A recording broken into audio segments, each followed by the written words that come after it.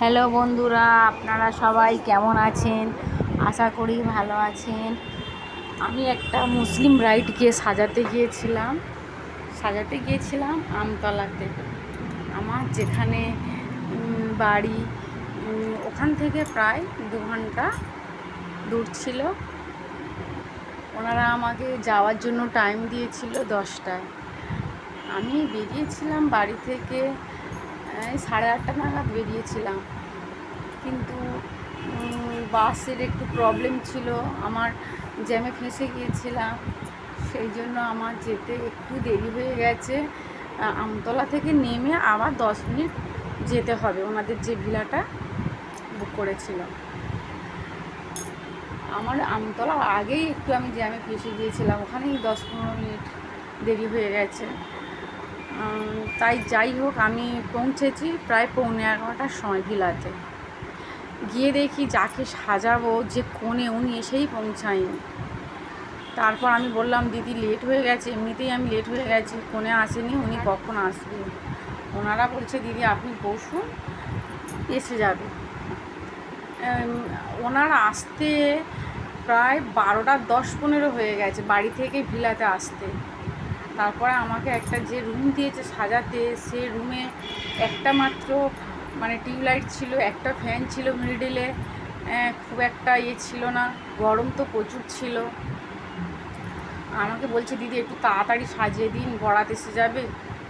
আমি বললাম, হ্যাঁ তুমিও তো এমনিতে আসতে অনেকটাই লেট করেছো, ঠিক আছে বসো, আমি যত তাড়াতাড়ি করতে পারি দেখছি। বলছিল আমাকে একটু লাইটের মধ্যে মেকআপ করতে, যেহেতু দিনের বেলা গরমও ছিল প্রচুর। আমি বললাম ঠিক আছে বলে আমি তো শুরু করে দিয়েছিলাম। প্রথমে হেয়ারটাকে ক্রিম পার করেছি, কার্ল করেছি, তারপর হেয়ারটার সামনের পোর্শনটা আমি করে নিয়েছিলাম। তারপর মেকআপ করে নিয়ে তারপর লাস্টে আমি চুলটা পেছনের যে পোর্শনটা ছিল, যেহেতু মাথা দিয়ে শোবে সেই জন্য একটু অসুবিধা হবে বলে, চুলটা ঘেঁটে যাবে বলে, আমি ওই জন্য পেছনটা মুখের মেকআপ করে নেওয়ার পরেই তারপরেই আমি গয়নাগাটি পরিয়ে তারপরেই আমি চুলটা করেছিলাম।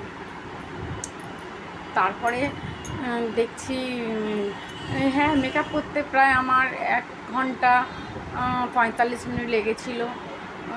2টো পর্যন্ত আমার মেকআপ পুরো কমপ্লিট হয়ে গিয়েছিল, ততক্ষণও বরাত এসে পৌঁছায়নি। তারপরে মেকআপ, প্রথমে উনি চুড়িদার পরেছিল একটা, তারপরে উনি লেহেঙ্গাটা পরিয়ে দিলাম। উনি বলছে যে, দিদি আমার তো মেকআপ হয়ে গেছে, আপনি একটু বসুন, আমাদের তো নিয়ম আছে যে বরের বাড়ি থেকে শাড়ি গয়না এলে ওগুলো পরতে হয়, বা ওইগুলো পরেই আমাদের যেতে হয়। আপনি 10-15 মিনিট বসুন, বসলেই ওনারা চলে আসবে, আমার একটু খালি জাস্ট শাড়িটা পরিয়ে দেবে। আমার তো পড়ানোর কেউ নেই এখানে, সেইভাবে কেউ পড়াতেও পারবে না। তা আমি বললাম ঠিক আছে, এত লেট হয়ে গেছে যখন, আরও 10 মিনিট বসে যাই। 10 থেকে প্রায় আমার 10 মিনিট কি, আমি তো আধ ঘন্টার ওপরে বসেছি, দেখছি বর আসেনি। যখন 3টে বেজে গেল, তখন বলছি, দিদি আর একটু বসুন, এই এক্ষুনি এসে যাবে। 3টে থেকে 3:30 বেজে গেল, বর আর আসেনি। আমি তখন বলছি আর কত দেরি হবে, আমি এইভাবে যে বসে আছি 1.5 ঘন্টা হয়ে গেল, বসে থাকাটা আমার পক্ষে সম্ভব নয়। তারপরে আমারও যেতে হবে, আমার পার্লার ওপেন করতে হবে, ওখান থেকে দূরত্ব অনেকটা ছিল। বলে আর একটু বসুন বসুন করতে করতে 4টের ওপর হয়ে গেছে। তখন আমার এতটাই রাগ হচ্ছিল, আমি বলি আমাকে টাকা দিতে হবে না, আমি চলে যাচ্ছি, শাড়িটা আপনারা পরিয়ে দেবেন। বলছে, দিদি প্লিজ রাগ করবেন না, এসে গেছে, ব্যাস শাড়িটা নিয়ে আপনি পরিয়ে দিয়ে যান। ফের সমস্ত ওই জুয়েলারি আমাকে খুলতে হয়েছে, লেহেঙ্গা খুলতে হয়েছে, ফের শাড়ি পরাতে হয়েছে, আবার ফের যে বরের বাড়ি থেকে যে জিনিসপত্র জুয়েলারি এসেছিলো সেগুলো আমাকে পরাতে হয়েছে। সেগুলো পরাতেও আমার অনেকটাই সময় লেগে গেছিলো। ভিডিওটা হয়তো করতে পারতাম না। ভিডিওটা একমাত্র করেছি, আমার একটা মেয়ে ছিল, মেয়েটা ছোটোই ছিল, ও তো রবিবার ছিল, তো এই জন্য স্কুলটা ছুটি ছিল বলেই আমার সাথে ওই একটু একটু করে ভিডিও করে দিয়েছিল বলেই আমি ভিডিওটা করতে পেরেছি, না হলে হয়তো ভিডিওটা মানে বানাতেই পারতাম না। আমি অনেক মুসলিম ব্রাইড বিয়েবাড়িতে গেছি কিংবা ভিলাতে গেছি, এতটা সময় আমার কোথাও লাগেনি। মানে এই বিয়েবাড়ি প্রথম এসে আমার এতটা সময় লেগেছে, মানে কি বলবো, মানে ধারণার বাইরে। যে আমি 2 ঘন্টার বেশি যে এক্সট্রা বসেছিলাম, তখন আমার প্রচণ্ড রাগ হচ্ছিল। আর আমার যে ছোট মেয়ে গেছিলো তো প্রচুর মানে রেগে যাচ্ছিল, ও খুব ছোট, মানে থাকতে চাইছিল না। কিন্তু কি করব, মানে চলে গেছি, আর কি বলবো।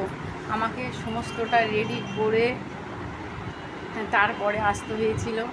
তারপর মানে কি বলবো, মানে তখন মনে মনে হচ্ছে যে আমি এতটা দূরত্বটা কোনো ব্যাপার নয়, অনেক সময় লেগে গেছে, সব থেকে ওখানেই আমার খারাপ লেগেছে। যাই হোক, ভিডিওটা কেমন হয়েছে আপনারা সবাই বলবেন। ধন্যবাদ।